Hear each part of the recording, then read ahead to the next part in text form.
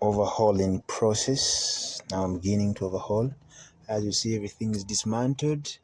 The engine is out. You see the engine bay is totally empty. There's our battery. The gearbox is there. That's the second battery. So everything is dismantled. As you're seeing, this is the cylinder head, top cover, the water pump, the crankcase. Here you have a full assembled half engine. As you're seeing, the pistons, the sleeves. Actually, we've removed the sleeves. They are new. As you're seeing, it's well and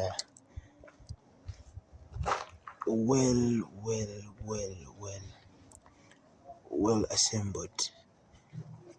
These are connecting rods, the main journals. You're seeing it clear. Very good. Yeah, this is our puller, vacuum pump, but I'm sorry about the camera. Camera is not all that okay, but at least I'm trying my best. Yeah, as you're seeing, other things are here. The turbo, I dismantled it because it was leaking. This is our valve body. No, sorry, I mean the throttle body. The covers, the tensioner, the pickup tube is here. Very good, nice and clean. Yeah, this is the exhaust gas cooler.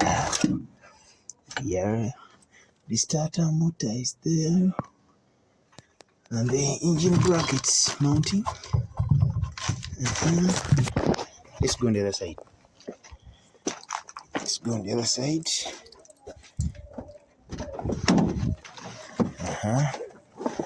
These are our nozzles, the injectors. 1, 2, 3, 4. This is our thermostat. As you see, I dismantled it. Actually, I'm on a fuel rebuild or overhaul. The alternator is there, but I disorganized everything. The high pressure pump there, the AC pump. That's our fuse box. So I think you guys have seen enough. Thanks.